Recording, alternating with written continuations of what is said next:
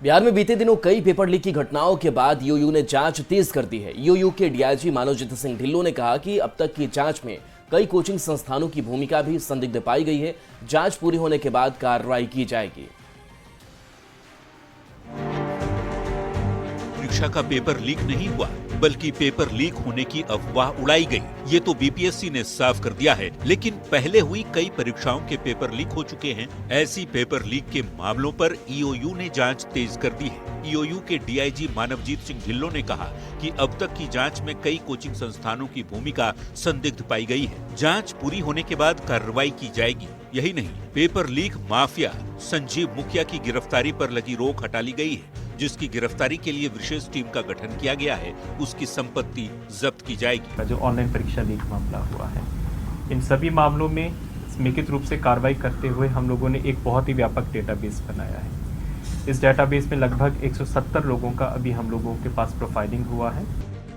Cyber patrolling के जरिए भी पेपर लीक रोकने की कोशिश जारी है। दरअसल पेपर लीक संगठित अपराध के रूप में सामने आया है, जिसकी जांच ईओयू भी कर रही है। इस बात की जानकारी खुद एडीजी पुलिस मुख्यालय कुंदन कृष्णन ने मीडिया को दी है। उन्होंने कहा कि साल 2012 से ईओयू ने पेपर लीक से जुड़े 10 कांड दर्ज किए हैं। अब तक 545 आरोपियों के खिलाफ एफआईआर दर्ज करते हुए 250 अभियुक्तों की गिरफ्तारी सुनिश्चित की है। पेपर लीक मामले में संगठित अपराध में जुटे लोगों को ईडी के तहत भी घेरने की तैयारी की जा रही है।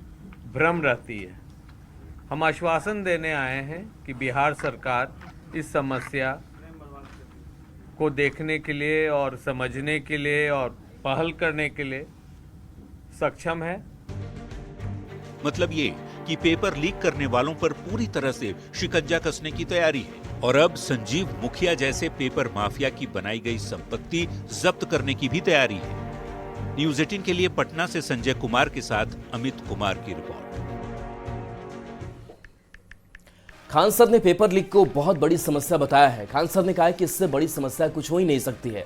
प्रशासन को जिस पर शक हो उसको नार्को टेस्ट कराना चाहिए और इसके लिए फांसी की सजा होनी चाहिए। वहीं खान सर ने यह भी दावा किया कि प्रदर्शन के दौरान पुलिस ने उनके साथ कोई दुर्व्यवहार नहीं किया। वो पिछले 1.5 महीने से बीमार चल रहे थे। पुलिस ने किसी भी तरह का दुर्व्यवहार नहीं किया। हम पिछले 1.5 महीना से बीमार चल रहे थे और हमने ये सोच रहे थे कि बीपीएससी की परीक्षा है, ख़त्म हो जाएगी तो दे देंगे इलाज, अपना ट्रीटमेंट ठीक से करा लेंगे यहाँ पर। इसी बीच जब सुबह सुबह बच्चों के ऊपर लाठी उठी चार्ज हो गई तो हमें लगा कि बच्चों के ऊपर नॉर्मलाइजेशन थोप दिया जाएगा, तो हम यहाँ क्लास ही ले रहे थे। 10 बजे वाला क्लास ख़त्म करके चल दिया, क्योंकि बहुत देर तक बिना खाए पिए भी नहीं थे और लंबे समय से बीमार पड़ रहे थे। तो वहाँ हमको वोमिटिंग रुक नहीं रहा था, तो हमको लगा कि अब हमको यहाँ से हटेंगे तो फिर ये बच्चे तितर बितर हो जाएंगे, इनकी मांग कोई नहीं पूरी। तो ज़बरदस्ती वहाँ रहे, जिस वजह से थोड़ा बीमार हो गए।